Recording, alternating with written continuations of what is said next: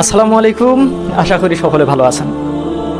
আজকে যে বিষয়টা নিয়ে আলোচনা করব সেটা শুনলে হয়তো বিবাহিতরা আরও সুখে থাকবেন আর আরও ভালো থাকবেন। তো আজকের বিষয়টা হচ্ছে ঘরের বউকে ঠিক রাখার জন্য 6টি উপায় অবলম্বন করবেন, ঘরের বউ ঠিক থাকবে। আজকে সেই রকম একটা নসিহত করে গেলাম, অর্থাৎ এই 6টি কাজ করবেন, অবশ্যই ঘরের বউ ঠিক থাকবে। তো সম্পূর্ণ ভিডিও দেখার অনুরোধ রইল। ভিডিও ভালো লাগলে লাইক কমেন্ট শেয়ার করবেন, আর ফেসবুক থেকে দেখলে ফলো করবেন, ইউটিউব চ্যানেল থেকে দেখলে অবশ্যই চ্যানেলটা সাবস্ক্রাইব করে সবসময় সাথে থাকবেন। তো ঘরের বউকে ঠিক রাখার 6টি উপায়, 6টি নসিহা। 1, ঘরের বউকে ঠিক রাখতে হলে প্রথমত ঘরের বউকের হাতে স্মার্টফোন দেওয়া যাবে না।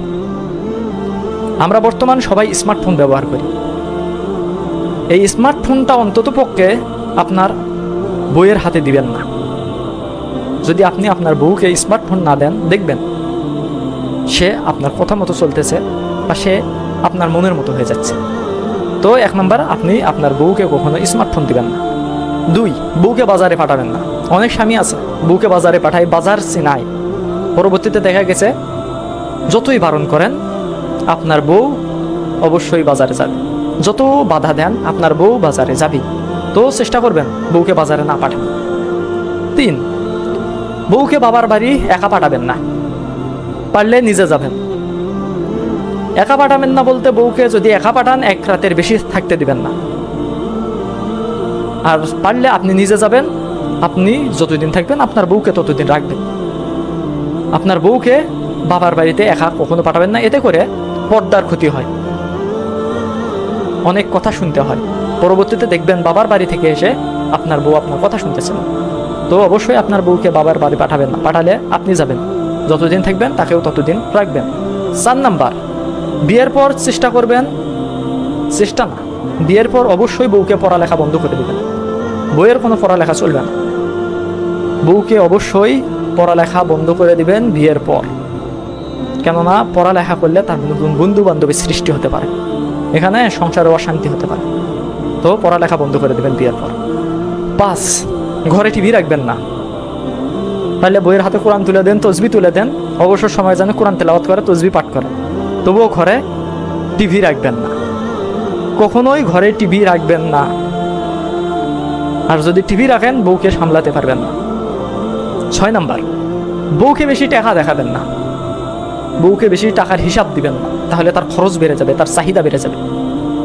কেননা নারীরা জান্নাতে ছিল, তাদের ভোগ বিলাসিতা একটু বেশি। আমি যে 6টি নসিহত করে গেলাম, 6টি কথা বলে গেলাম, এই 6টি যদি আপনারা করতে পারেন, দেখবেন আপনার স্ত্রী আপনার সঙ্গে ভালো আছে, আপনার সংসারটি সুখের আছে। বিষয়টা বর্তমান সমাজে কঠিন, কিন্তু করতে হবে। আর নবী করিম সাল্লাল্লাহু আলাইহি সাল্লাম তো অবশ্যই পর্দার বিষয়ে হুঁশিয়ারি দিচ্ছে। একটা স্ত্রী যখন বাবার বাড়িতে যায় তখন তার পর্দার ক্ষতি হয়। আর আপনি যখন পর্দার মধ্যে রাখতে পারলেন না, আপনি জাহান্নামী। আপনার বউয়ের জন্য আপনি জাহান্নামী। আপনার বউ যদি বাজারে যায়, পর্দার ক্ষতি হয়। পর্দা করে গেলেও একটা মহিলার, একটা মেয়ের কণ্ঠস্বর, এখানে যদি কথা বলে 1 সারিতে 15 জন লোক শুনতে পারবে, তার বেশি না। কিন্তু বাজারে গিয়ে যদি কথা বলে, আশপাশে অনেক লোক থাকে, 15 জনের বেশি লোক কথা শোনে, সেখানে তার পর্দার ক্ষতি হলো। মেয়েদের পর্দা যে শুধু তার চেহারা ঢাকা তা না, তার কণ্ঠ, এটাও একটা পর্দা। টিভি রাখবেন, টিভিতে কি হয়, নাটক। আপনার বউ কখনো ওয়াজ দেখবে না যে আপনি বাসায় টিভি রাখবেন। স্মার্টফোন দেবেন, তার বন্ধু হবে Facebook, YouTube, Instagram, imo, WhatsApp সব থাকবে, আপনি সময় পাবেন না। তো অবশ্যই এই 6টি কাজ করবেন। এই 6টি নসিহত করে গেলাম, শুধু এটা না, আমার না, এটা আপনাদের ভালোর জন্য। যারা বিবাহিত তারা ভিডিওটা পাইলে আর এক বিবাহিতর কাছে পৌঁছে দিবেন। আর অবিবাহিতরা আগে থেকেই নিয়ত করে নেন যে বিয়ে করলে এই কাজগুলো করবেন। অর্থাৎ এই 6টি কাজ আপনার স্ত্রীকে করতে দেবেন না, আপনি সুখী। একটি ইসলামী পরিবার গঠন করুন, আপনার সন্তান, আপনার স্ত্রী, আপনার পরিবার জান্নাতে যাবে। তো ভিডিও ভালো লাগলে অবশ্যই লাইক কমেন্ট শেয়ার করবেন, বেশি বেশি শেয়ার করুন, সবাই জানুক, সবাইকে জানতে দিন।